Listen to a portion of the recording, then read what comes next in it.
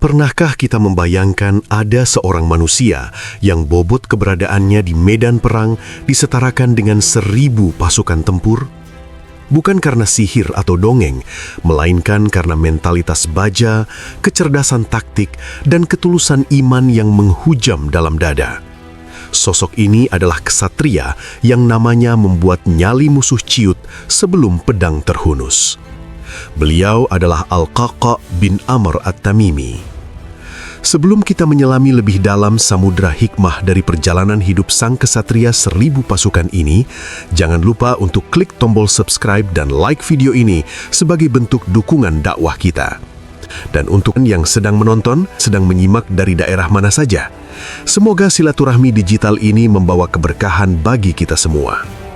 Kisah Al-Qaqa bin Amr bukan sekadar narasi tentang pertumpahan darah atau penaklukan wilayah, melainkan tentang bagaimana seorang muslim menemukan tujuan hidupnya dan memaksimalkan potensi diri demi tegaknya kalimatullah.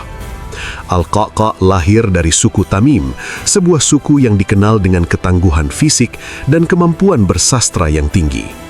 Sejak masa mudanya, ia telah mengasah kemampuan berkuda dan seni memainkan pedang hingga mencapai tingkat yang jarang tertandingi. Namun kehebatan fisik itu barulah berupa raga yang hampa sebelum cahaya Islam menyentuh hatinya. Pada tahun ke-9 Hijriah, yang dikenal dalam sejarah sebagai Amul Wufud atau Tahun Utusan, Jazirah Arab menyaksikan sebuah fenomena besar di mana suku-suku dari berbagai penjuru berbondong-bondong menuju Madinah untuk menyatakan keislaman mereka. Al-Qaqa ada di antara rombongan suku Tamim. Saat pertama kali kakinya menginjak pelataran Masjid Nabawi, ada getaran yang berbeda di jiwanya. Ia yang terbiasa dengan hiruk-pikuk peperangan dan lantunan syair kebanggaan suku, tiba-tiba tertegun mendengar ayat-ayat Al-Quran yang dilantunkan. Di sanalah, di hadapan Rasulullah, ksatria ini bersimpuh dan mengikrarkan syahadat. Hidayah itu masuk bukan melalui paksaan pedang, melainkan melalui keindahan akhlak dan kebenaran wahyu yang mengetuk pintu batinnya. Namun perjalanan spiritual Al-Qaqa diuji sejak awal. Setelah memeluk Islam, ia tidak bisa berlama-lama di Madinah untuk selalu berada di sisi Rasulullah karena sebuah tanggung jawab besar, merawat ibundanya yang tengah sakit keras. Di sini kita belajar satu hikmah mendalam, bahwa Islam tidak hanya membangun ksatria di medan perang, tapi juga ksatria di dalam rumah. Bakti kepada orang tua adalah jihad pertama yang dilakukan Al-Qaqa sebelum ia membelah barisan musuh di Irak dan Syam. Meskipun ia merasa sangat terlambat dalam memeluk Islam, Al-Qaqa tidak membiarkan rasa penyesalan itu membelenggunya. Ia justru menggunakan waktu yang tersisa dengan intensitas pengabdian yang luar biasa. Ia sadar bahwa kualitas iman tidak ditentukan oleh seberapa lama seseorang mengenal Islam, melainkan seberapa besar perubahan yang dihasilkan setelah Islam itu merasuk. Kesedihan mendalam menyelimuti hatinya saat Rasulullah wafat pada tahun 11 Hijriah. Kehilangan ini hampir meruntuhkan semangat banyak kaum muslimin. Namun di bawah kepemimpinan Khalifah Abu Bakar As-Siddiq, Al-Qaqa muncul sebagai pilar kekuatan yang tak tergoyahkan. Ia adalah salah satu panglima yang tetap setia saat badai kemurtadan melanda Jazirah Arab. Kemampuannya dalam mengorganisir pasukan dan kepiawaiannya dalam memetakan kekuatan musuh menjadikannya aset paling berharga dalam menjaga stabilitas negara Islam yang masih muda itu. Puncak reputasi Al-Qaqa mulai mendunia saat ia dikirim ke wilayah Irak untuk membantu Khalid bin Walid. Saat itu, Khalid menghadapi situasi yang sangat pelik dalam menghadapi kekaisaran Persia yang memiliki jumlah pasukan berkali-kali lipat lebih besar. Khalid meminta bala bantuan kepada Abu Bakar di Madinah, namun yang dikirim oleh sang khalifah hanyalah satu orang, Al-Qaqa bin Amr. Banyak sahabat yang terheran-heran bagaimana mungkin satu orang dikirim untuk membantu pasukan yang sedang terdesak. Abu Bakar dengan penuh keyakinan menjawab bahwa suara Al-Qaqa di tengah pasukan jauh lebih dahsyat daripada 1000 prajurit. Keyakinan khalifah ini bukan tanpa alasan. Al-Qaqa adalah tipe pemimpin yang mampu mengubah mentalitas kekalahan menjadi haus akan kemenangan hanya dengan kehadirannya. Di medan perang Irak, Al-Qa'qa' membuktikan bahwa perang bukan hanya soal adu otot, melainkan adu mental dan strategi. Ia adalah orang yang mempelopori taktik-taktik kejutan yang tidak pernah terbayangkan oleh musuh. Ketika pasukan Muslim mulai kelelahan, Al-Qa'qa' akan maju ke depan dan berteriak dengan suara yang menggelegar, membakar semangat jihad yang hampir padam. Ketangkasannya dalam berduel satu lawan satu membuat jenderal-jenderal Persia gemetar. Setiap kali ia maju ke tengah lapangan untuk menantang duel, musuh tahu bahwa itu adalah vonis kematian bagi siapapun yang berani melayaninya. Kemenangan demi kemenangan di wilayah Hira hingga keberhasilan menguasai sebagian besar wilayah Irak menjadi bukti bahwa satu orang yang memiliki iman yang bulat dan keahlian yang mumpuni bisa mengubah sejarah. Ketulusan Al-Qa'qa' juga terlihat saat estafeta kepemimpinan berpindah ke tangan Umar bin Khattab. Ia tidak pernah mempermasalahkan siapa yang menjadi pemimpin, selama tujuannya adalah kejayaan Islam. Saat dikirim ke Syam untuk membantu penaklukan Romawi dalam Perang Yarmuk, ia kembali menunjukkan kelasnya sebagai kesatria elit. Di bawah terik matahari Yarmuk, Al-Qa'qa' bersama Ikrimah bin Abu Jahal membentuk unit-unit kecil yang sangat lincah untuk menembus formasi kura-kura pasukan Romawi yang sangat rapat. Keberaniannya tidak mengenal batas, namun tetap terkendali oleh kecerdasan taktis yang dingin. Ia tahu kapan harus menyerang dengan brutal dan kapan harus menarik diri untuk menjebak musuh. Setelah melewati kemenangan besar di Yarmuk, sejarah kembali memanggil Al-Qa'qa' bin Amr untuk menyelesaikan misi besar di tanah Irak.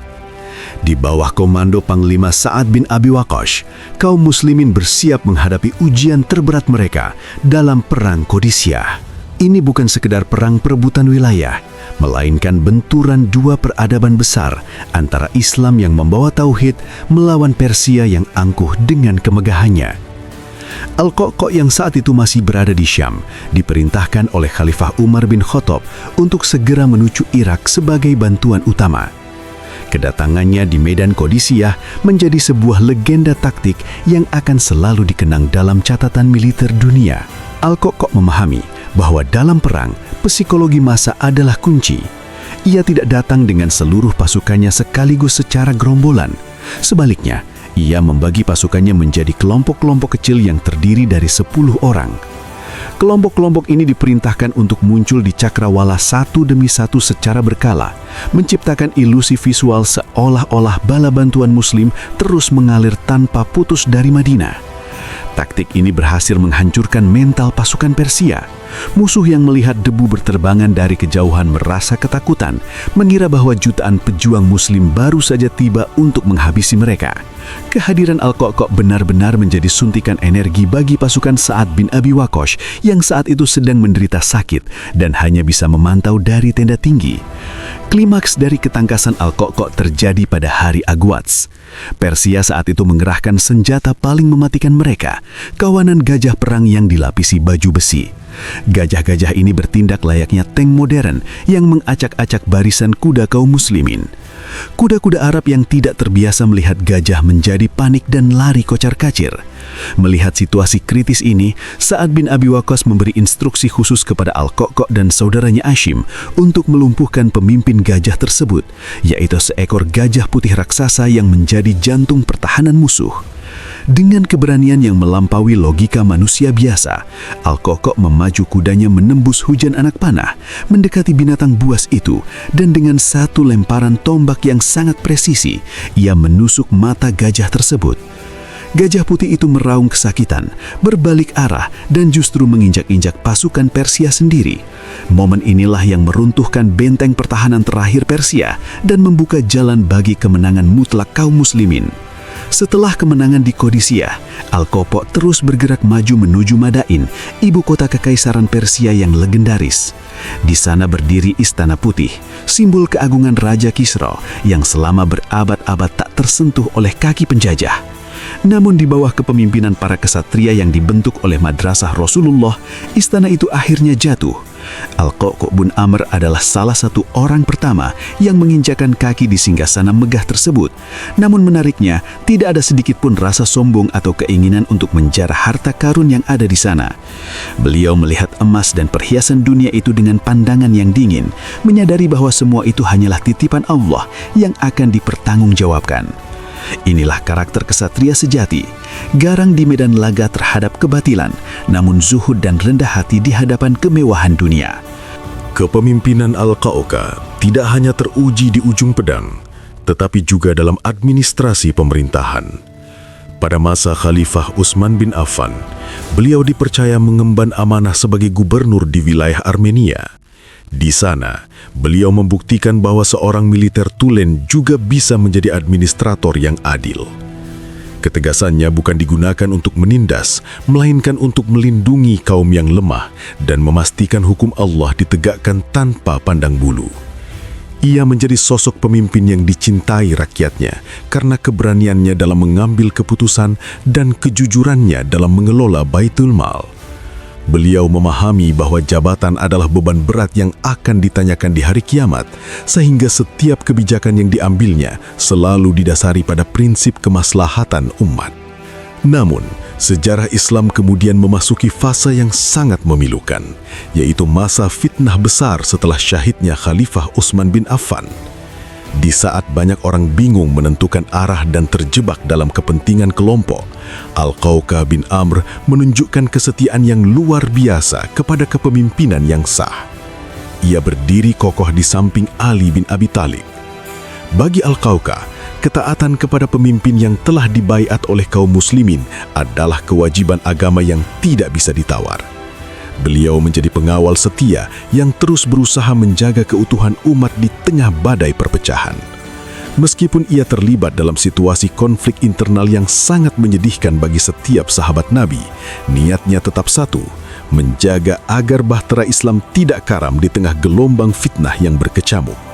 Hikmah besar yang bisa kita ambil dari sosok Al-Qa'qa' bin Amr adalah tentang keistimewaan tunggal. Beliau mungkin tidak sepopuler Abu Hurairah dalam periwayatan hadis atau tidak sedalam Ibnu Abbas dalam tafsir Al-Quran. Namun Al-Qa'qa' memilih satu bidang yang ia kuasai, seni perang dan strategi militer, lalu mewakafkan seluruh hidupnya untuk bidang tersebut demi kepentingan Islam. Ini adalah pelajaran bagi kita semua di era modern ini. Kita tidak perlu menguasai segalanya untuk menjadi bermanfaat bagi agama dan bangsa. Cukuplah kita menjadi ahli dalam satu bidang, baik itu teknologi, ekonomi, pendidikan, atau kesehatan. Asalkan keahlian itu kita gunakan sepenuhnya untuk membela kebenaran dan membantu sesama. Al-Qa'qa' mengajarkan bahwa profesionalisme adalah bagian dari iman. Di penghujung hayatnya, setelah masa kekhalifahan Hasan bin Ali berakhir dan kepemimpinan beralih ke tangan Muawiyah bin Abu Sufyan, Al-Qa'qa' memilih jalan yang tenang. Ia mengundurkan diri dari hiruk-pikuk politik dan militer, lalu memutuskan untuk pindah ke tanah Mesir. Beliau menghabiskan sisa usianya dalam ibadah dan refleksi, menjauhkan diri dari gemerlap kekuasaan yang dulu pernah ia bantu bangun. Beliau wafat pada tahun 40 Hijriah, meninggalkan warisan berupa wilayah-wilayah yang kini mengenal Islam berkat keberaniannya. Beliau wafat dengan tenang, membawa catatan amal sebagai orang yang setara dengan 1000 pasukan. Kisah Al-Qa'qa' bin Amr At-Tamimi adalah pengingat bagi kita bahwa setiap Muslim adalah benteng bagi agamanya. Kekuatan seorang Muslim bukan hanya terletak pada ototnya, melainkan pada ketulusan niatnya kepada Allah dan kecintaannya kepada Rasulullah. Beliau adalah potret kesatria yang jujur, setia pada janji, dan tidak pernah mundur sejengkal pun dalam membela keadilan. Semoga Allah meridhoi Al-Qa'qa' bin Amr At-Tamimi dan menempatkannya di kedudukan yang tinggi di surganya. Dan semoga kita semua diberikan taufik untuk bisa meneladani keberanian dan ketulusan beliau dalam kehidupan kita sehari-hari, menjadi pribadi yang bermanfaat dan memiliki satu keahlian yang bisa kita banggakan di hadapan Allah kelak. Wassalamualaikum warahmatullahi wabarakatuh.